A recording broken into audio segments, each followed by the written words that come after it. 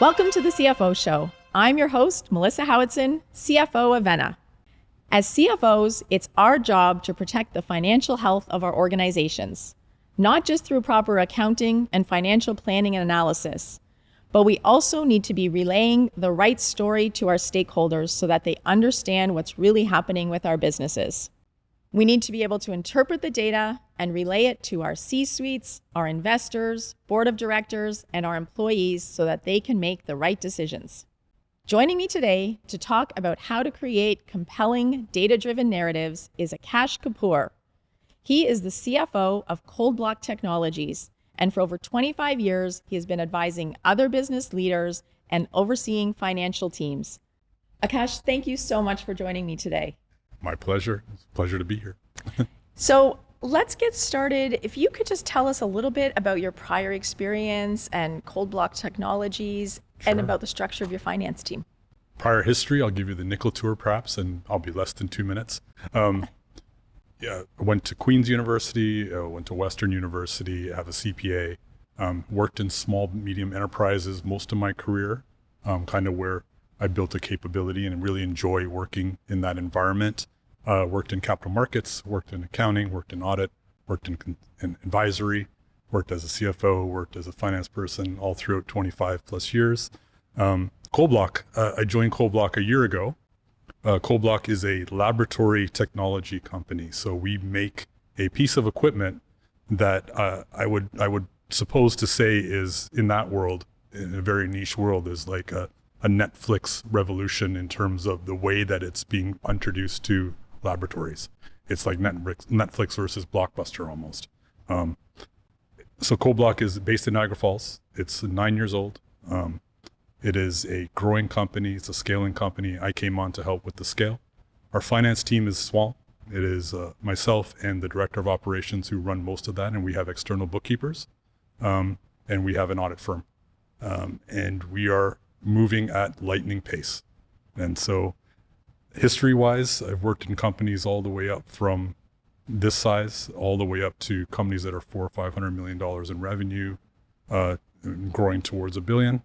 And that's kind of where we are. So you've had a huge variety of different experiences, different sized companies, Yes. many different stakeholders, I would Yes. imagine, that you've been dealing with. Absolutely. So when you reflect on that, when you think about finance and our role, how does it relate to storytelling?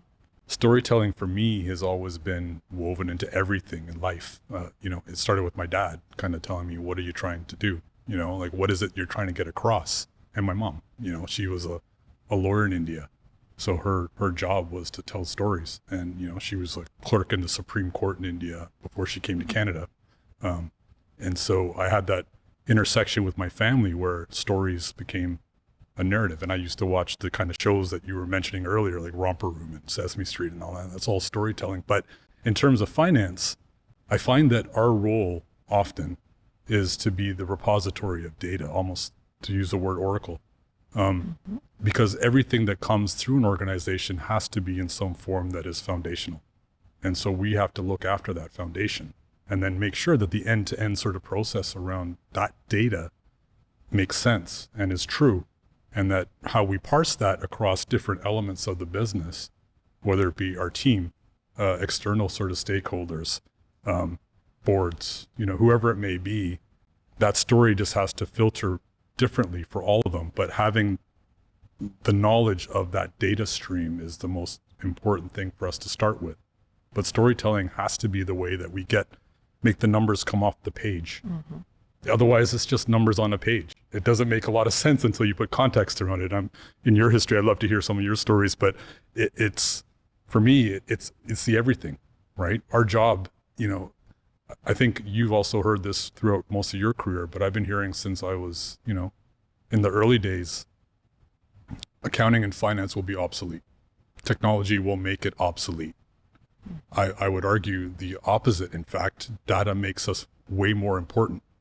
Technology makes us more essential, in fact, in our roles, because our job isn't to put the numbers together, is to make sense of them and to make sure that people understand what it is, what it means to them, not what it means to us, what it means to them. We know inherently. We sit at this interesting intersection within the business where we can see so much across the organization. Yeah. And sometimes even I have found take for granted that others see what we see, but they don't, because we have access to a variety of different data and information.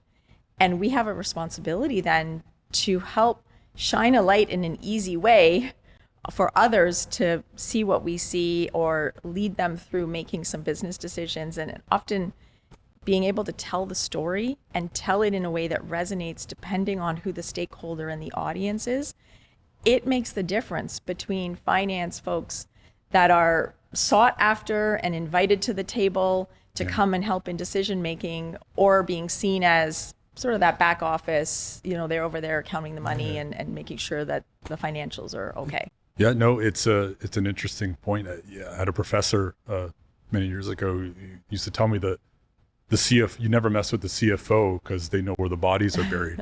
And, I took that in a very different way. And I think our job is to make that more open and more inviting, because when we tell stories around this, it's not that we know where the bodies are buried, because we do.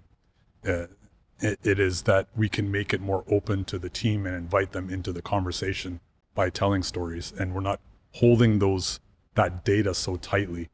And I think we wield that power sometimes as a barrier and in a standoffish way, as opposed to making it a breakdown of that silo. And storytelling helps us to break those silos in different ways. And that's one of the major ways to do it, is to have a very solid foundation of data and information.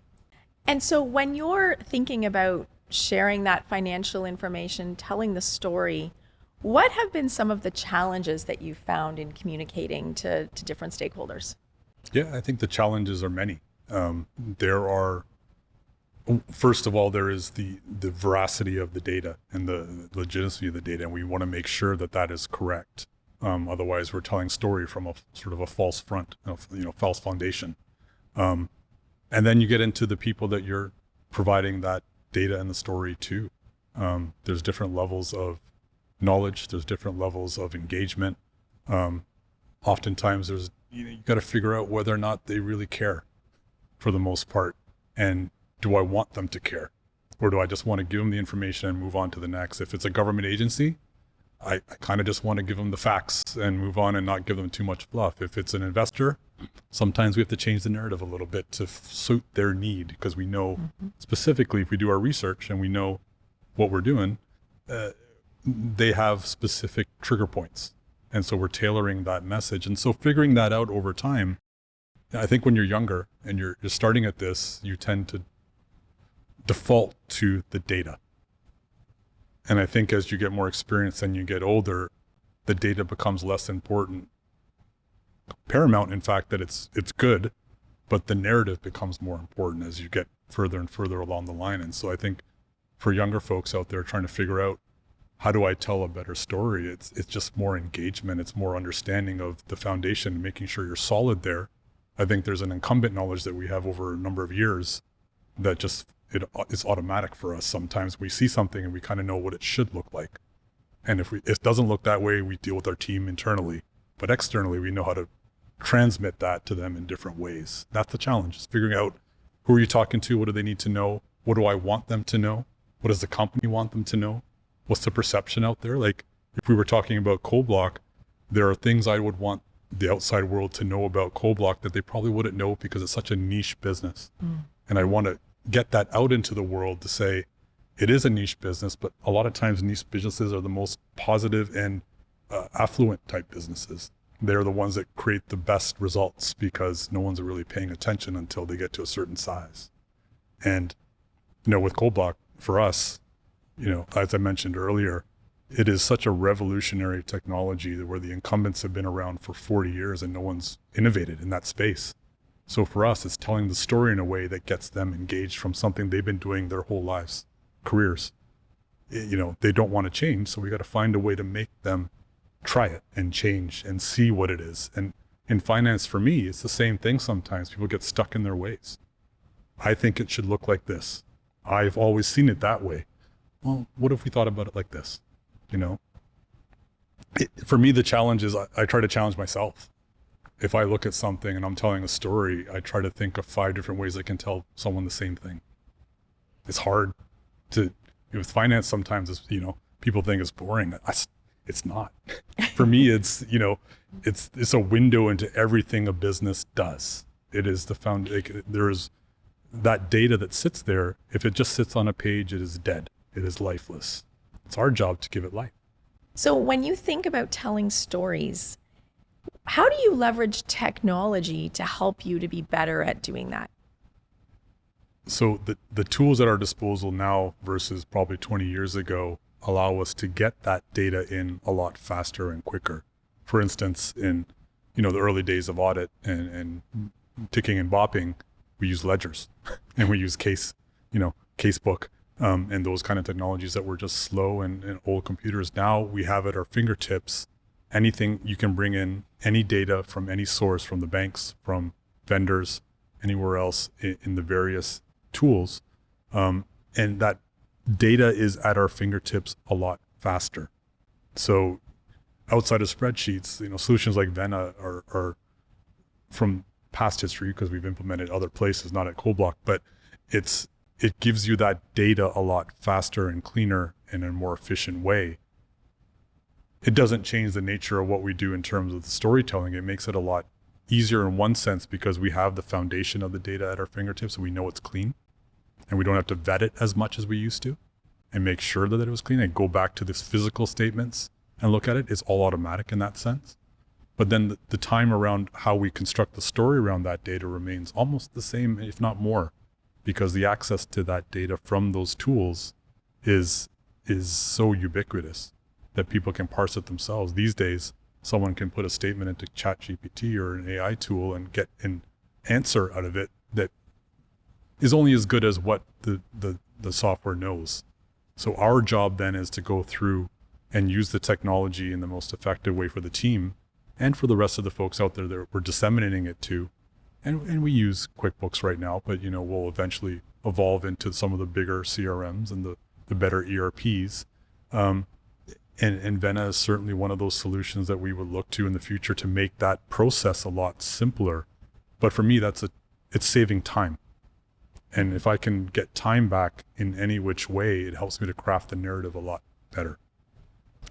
And I think you're absolutely right. There are tools that help us make sure the data is accurate, get it more timely. And then when we start to think about how to integrate some of these technologies with one another to get the story and the visualizations right, as you make changes, there's so much easier now to get those changes to also move through the system and populate, whether it's a dashboard that you've built. Yeah. And I think what it takes is us to put energy into thinking, because it could become overwhelming. There's so much of it.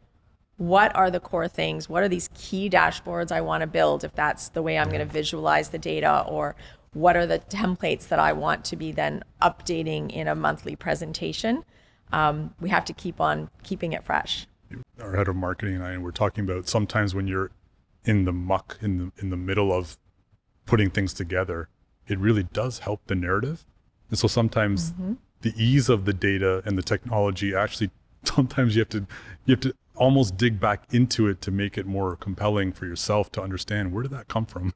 Do I understand the foundation of where it came from? So it is kind of a push and a pull between the technology and the usefulness of it. There's no question that, even visualization tools have changed the nature of how we display the data.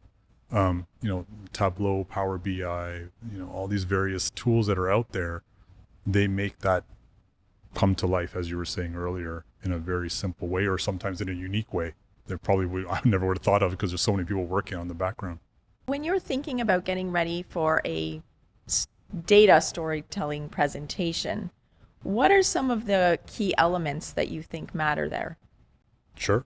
First of all, is the data correct? Number one, always. Make sure that foundation with the team, whoever we're dealing with, is solid so that we're not talking out of turn.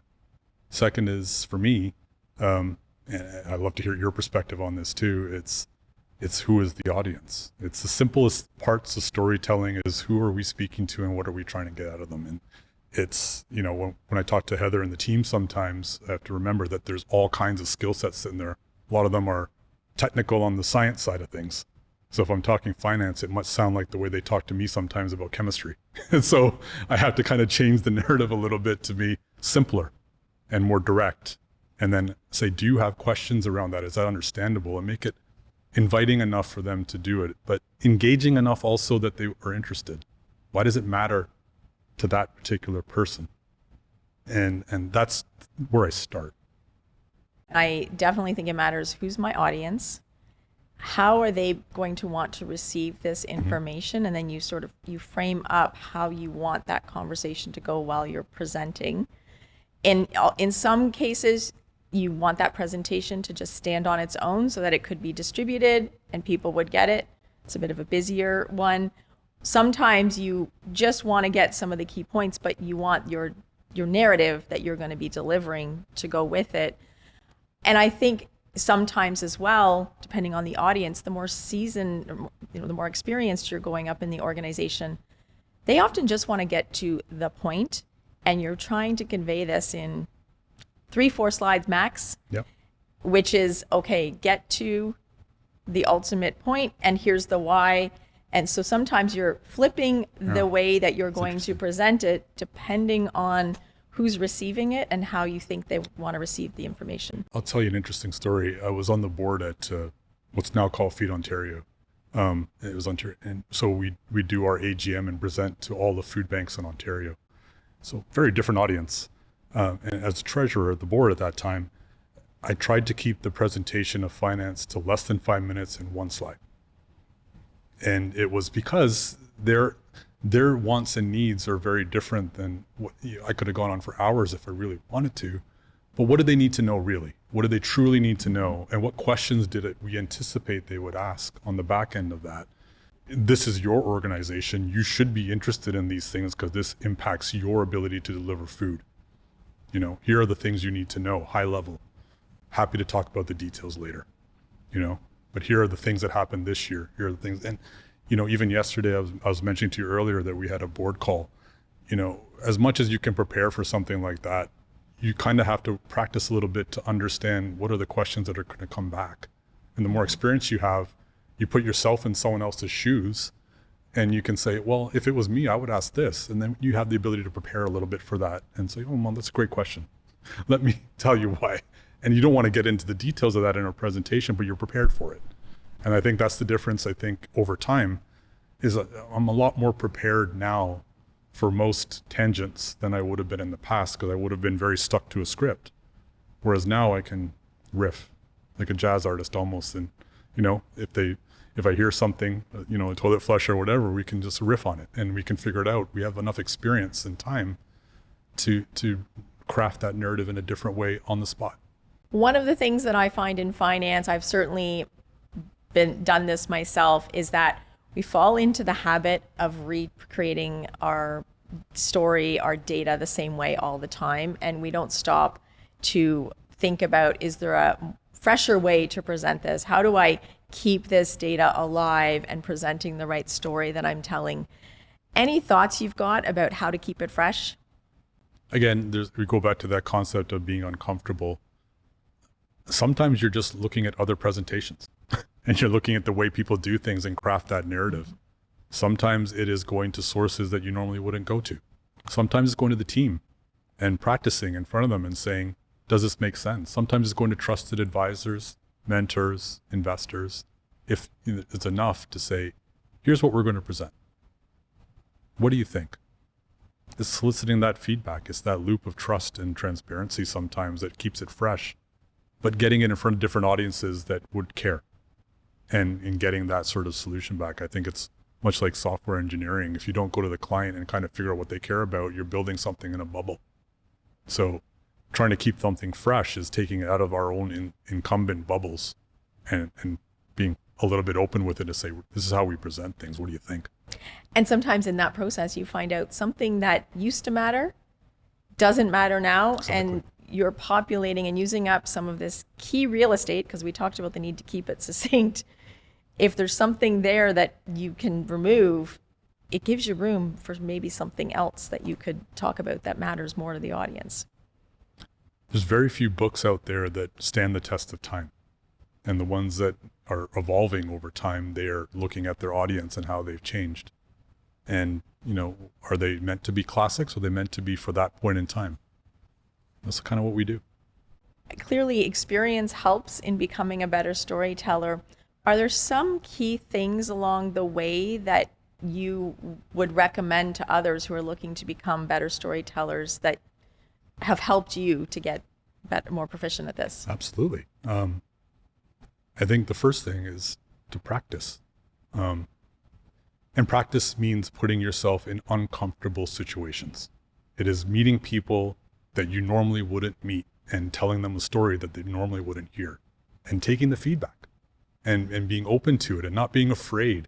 I think a lot of times now, and I don't know what your experience is, but I love to hear it also, it's a lot of times people are afraid to put themselves out there, especially when it comes to when there's hierarchies in businesses and all that. It's our job to let them know it's okay.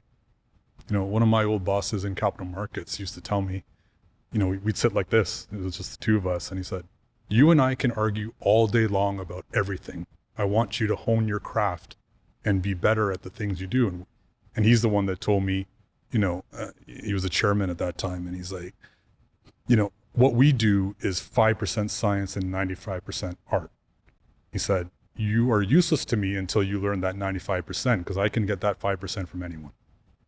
He goes, you got to really learn how to get that hard part.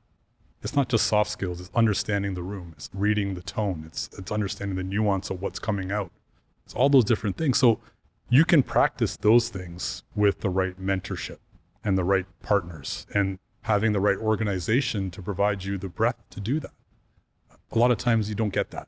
And when you find it, I think that would be the biggest advice I could give to anyone, is find the people that are willing to let you make mistakes and help you learn from them. And storytelling is that. I don't think anyone ever wrote their first novel on the first try. I don't think any journalist ever puts a first draft into print. It's understanding that there's a process to these things. And as you get better at understanding your craft, so number one, go back on what I said originally, know your craft. Mm-hmm. Be the best in the world at your craft. Understand the data and the foundation of what you do. And that doesn't just apply to finance, that applies to everything. But in finance in particular, if you don't know the accounting rules, you don't know the finance rules, you don't understand that, how are you going to craft a narrative around it? Someone can trip you up in a second. So you got to get really good at what you do first, and then practice that as you go. Ask people, does that make sense? Does it not make sense? Am I getting the point across? My fear with a lot of these kind of conversations is that it seems really simple, the things that we say. The execution of this stuff is hard. It takes time. It is thoughtful. I was talking to their CEO, Craig, the other day, and, we were both up at 3 because we couldn't sleep, as I'm sure you've felt many times. And we're like, how do we tell this story better? What are we not getting across to the team, to investors, to this? And it was just something that came up. And we both hammered in on the same point, because we've known each other for 30 plus years. We're on the same floor at Queen's. We know each other really well, and we have a great relationship where we can be open with each other and have that sort of camaraderie around. We are not afraid to put ourselves out there. Even at our levels, we're not afraid to put ourselves out there. We want our teams to be the same. It's hard. It's hard to convince them that it's okay. You touch on a couple of really key points there, I think, which is putting yourself in uncomfortable situations, for sure. Having a place you can bounce your ideas off safely, especially if you don't know the audience and you want somebody else who may know that audience better, being able to say, here's what I'm thinking, how will it land? Sometimes I've just gotten the most amazing feedback that helped me to be better prepared or change the way I was going to tell the story. You talked about asking for feedback. Even afterwards, how did it go? Or what could I do better? I used to work with somebody, and she used to say, feedback is a gift. And I loved that because she really ingrained that in her team, to the point where whether I'd go in a customer discussion with them or they'd be leading a project, and many times after, her teammates would come and ask for feedback on how they did. And I thought just that simple, taking that time, for one, putting yourself out there, Yeah. to ask for feedback, knowing you may hear some stuff back that's hard to hear, Yeah. but wanting it. And then as the person being asked for feedback, you want to be thoughtful now in giving something constructive, and you appreciate that they're together trying to find ways to get better at this. And so I agree, it's an uncomfortable thing, but everyone should be soliciting that feedback to get better at what we're doing. It's interesting. There's this organization I was helping out with, a good friend of mine, Ben Baldwin. He runs the Founder City Project. And the idea behind it was a lot like young professionals organization, YPO and EO, those kind of places. But creating psychologically safe places for people to have conversations is a really difficult thing to do because there's a lot of trust involved in that. Asking for feedback is a trust thing. And if you don't ingrain it, if you punish someone for asking you dumb questions, you've killed the trust. They're not going to do it. So I think that's another one of those kind of hard things, is setting up that environment for that. Like you mentioned, she solicited that from the team. They come to her, they trust that it is open. If that trust didn't exist, it seems so simple, but trust is so easily broken. And then we live in a very, a consumption of data is so tight these days. We want things in small packages. We don't have long conversations. It's tough to build trust in that environment. So it becomes even harder for finance professionals to get across things that are complicated often, to keep it simple kind of process in simple ways. Sometimes that soundbite isn't enough and you need to give them more, but you have to give them enough to keep them engaged. It's kind of that push and pull. 100%.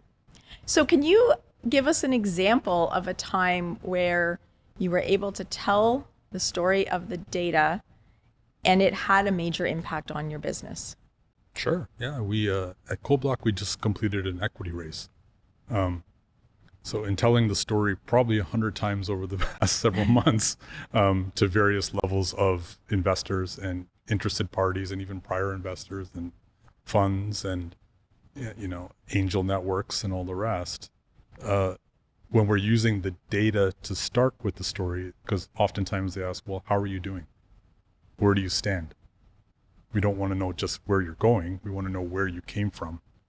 And so in our crafting of the narrative to start with, we started with the foundation. Where are we? Factually. We don't want to tell things out of turn.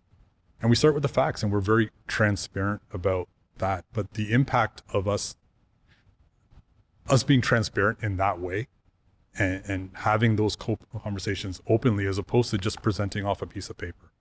I think one of the pieces of feedback we got from one of the investors was, you guys are way too open. And I was like, why is that a problem? He goes, it's not a problem. He goes, you're just not used to it. He goes, that transparency means that you want a partnership out of what we're doing. So where we started with that foundation of the data led us into a place where we were comfortable enough with what we were telling, because we told it a number of times, but that gave us a foundation to then craft the future of the business. And it was believable enough because we were telling the truth about, and we were solid in what we knew. I think that was kind of where there was a distinct difference in the way that fundraising had been done in the past and really changed the nature. And this was probably one of the toughest environments to raise money in that I'd seen in probably 25 years outside of, Asian flu times and all the rest. But it resonated with people, and I think people are clamoring for authenticity and transparency. And when you have that foundation in the data and you can be clear about the data, then you can tell a story that's believable. And in telling that story of the data, how important was the data visualization?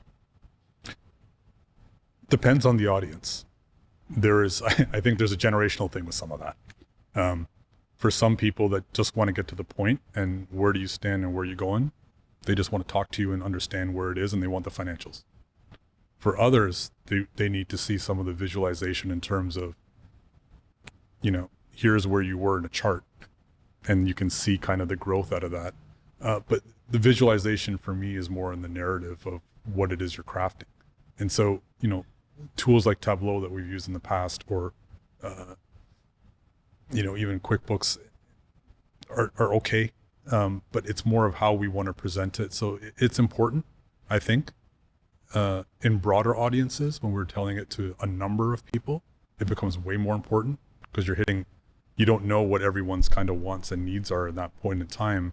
So you do have to have visualization in terms of what we're showing to get the point across to a broad audience.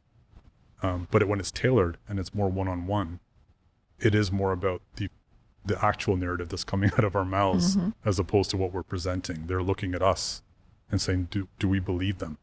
But in a bigger presentation, visualization is essential, I think. I don't know, what do you think? I agree, and I find the visualization can help me get across what I'm seeing in the data. You know, hey, this is a great trend, or here's a problem area, we need to look there. By putting it in a picture, it's a quicker way to get the point across of it's going up and to the right, or there was a blip, or we have some inconsistency that's happening here, that quickly people get it when they see the picture. Yeah. And you don't need to then look at all of the data points to understand what you're trying to get to. The other part in all that is when you start to correlate a couple pieces of data to show how together this might be pointing to something. And I'd say the third one is often in trying to create the picture, I used to, when I started my career, think, I don't need to spend a lot of time in my PowerPoint presentation making it look pretty. That's a waste of time. But I've really changed in that if you do spend some time caring about the way it's going to look, it is going to help the other person. Where do I want them to look on the page? And have I made this look really clean and easy to understand? I might have started with a list of 10 bullet points that I was just going to talk through. But as you try to put it into, whether it's squares, quadrants, you start to realize I need fewer. And maybe some of these points are actually duplicating each other. And there's actually a core point that crosses 2 or 3 of them. And so in doing that, it helps you yourself to synthesize the story you're about to tell and better understand it, and make it easier for the audience. Because if I go in with 10 bullet points, I'm going to lose the crowd because they're just not going to want to sit and listen to all 10, but 3 or 4. It's a great point. It's, I was mentioned to you earlier, we had a board meeting yesterday and we were going through the financials, and I had a chart for the 9 years of history that they hadn't seen, and it was a visual. We didn't have to say a lot. It just showed it. It showed, for them, the questions became a lot more succinct and a lot more direct. Why did it do that? And so, you're right. I triggered a few memories. Well, they say a picture's worth 1,000 words, right? Exactly. So when you're thinking about getting the story together, how do you go about collaborating with other departments to bring it together so it's holistically, because sometimes we're not just telling the finance story, it's a story that's going to affect other teams, other departments? I think our job is to break down silos across the business. And a lot of times people think we had this conversation yesterday with the lab. They were talking about a customer call and whatever else. And they said, well, that person took that over from there. So let's make one thing clear. These are our customers. They're not marketing's customers. They're not operations customers, not my customers. They're our customers. We have to deal with them holistically. So we have to talk to each other to figure out what's the best approach to that customer. So the approach that I tend to take is solicit feedback broadly and openly and say, what do you think about this? Or this is what we're planning to do. How do you guys what is your take on that? How does the work that you're doing apply? Does it apply? Why doesn't it apply? It's more the having the openness, and as we talked about before, the safety for them to talk to us openly about what it is we're putting together. And I will actively solicit their feedback. I won't sit back and wait for them.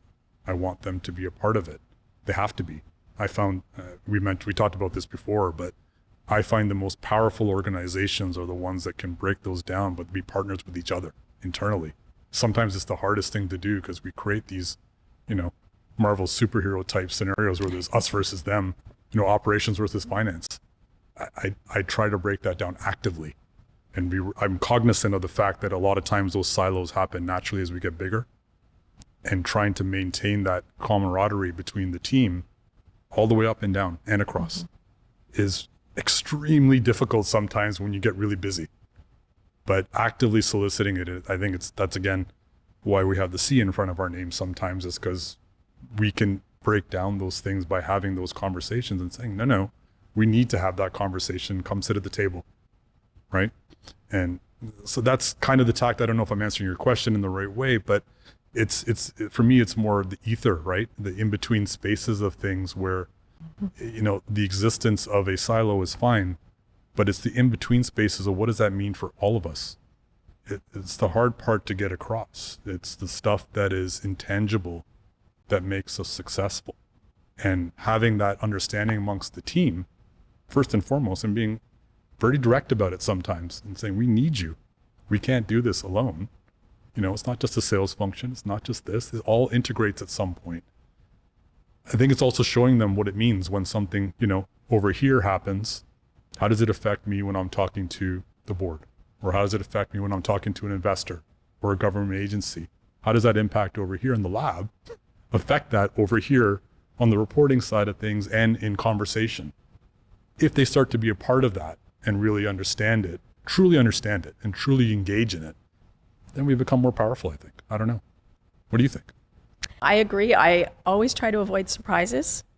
If there's something that's going to be in this part of the story that maybe somebody who's closer to it is going to feel surprised to see, I try to head that off and make sure that they're aware and see what I see. And sometimes that might refine the story as well, as you learn something else that maybe you were missing in what you were telling.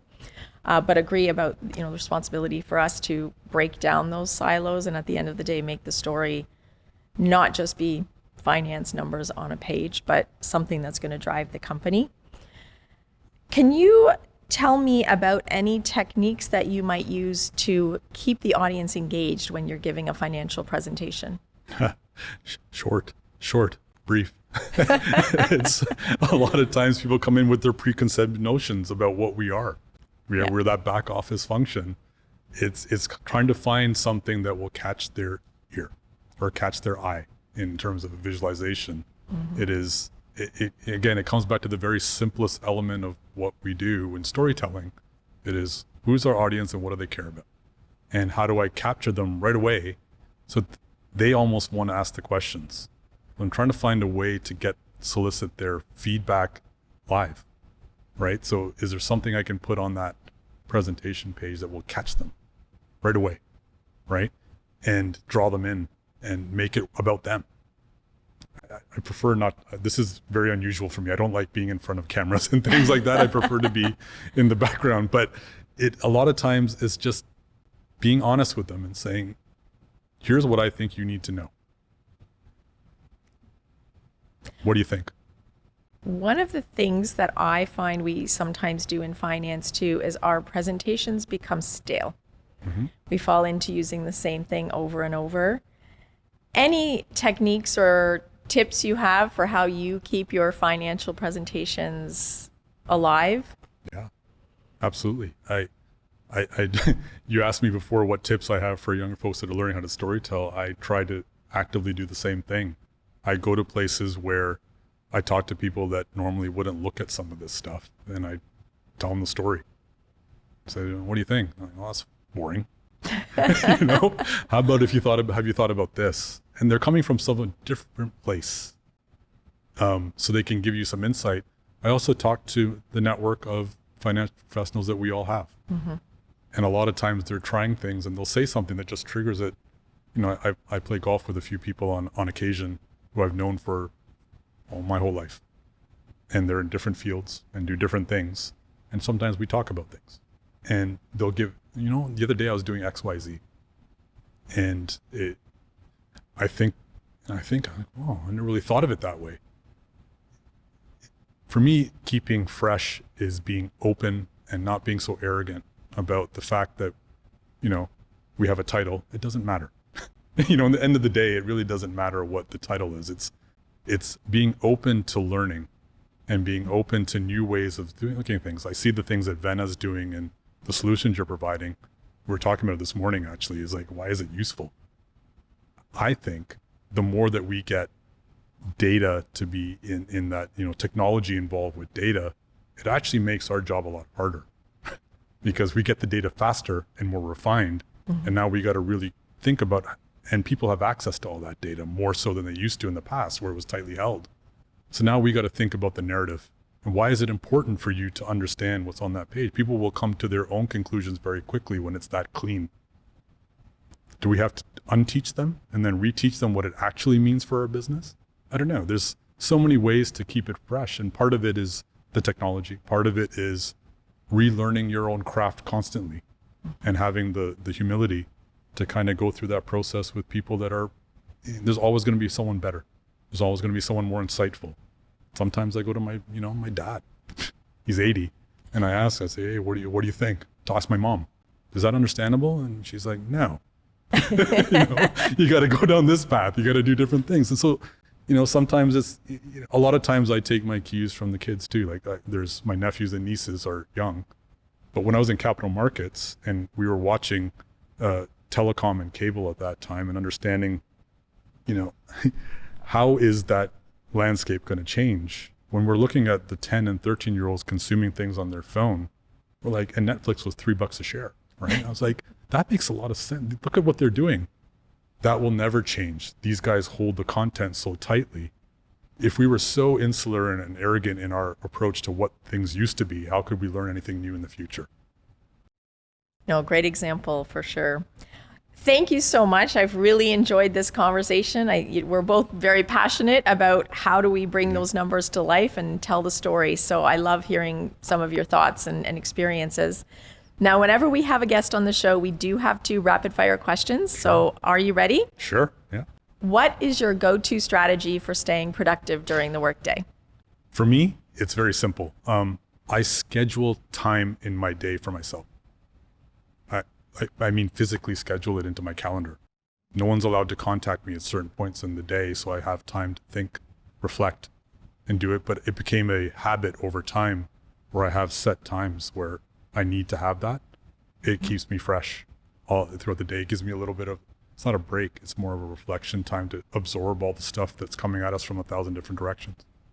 Very hard to keep that time blocked. So kudos to you for doing that. The second question is, what helps you turn a bad day around? 3 things.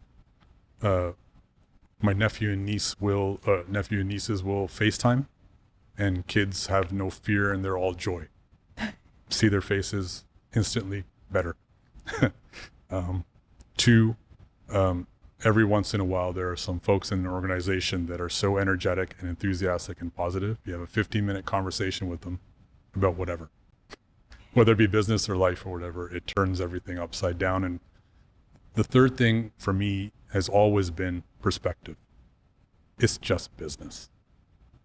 Life is so vast and so wide. And there's so many things going on.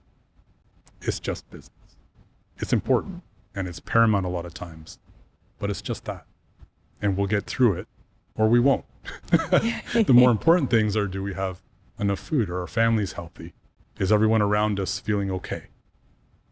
That's what gets me through the day. Perspective is everything, right? Everything. Thank you so much. Really appreciated you joining me. Pleasure. Thank you for having me. If you'd like to learn more about today's topic, please visit the links in the show notes. Looking for more great CFO Show content?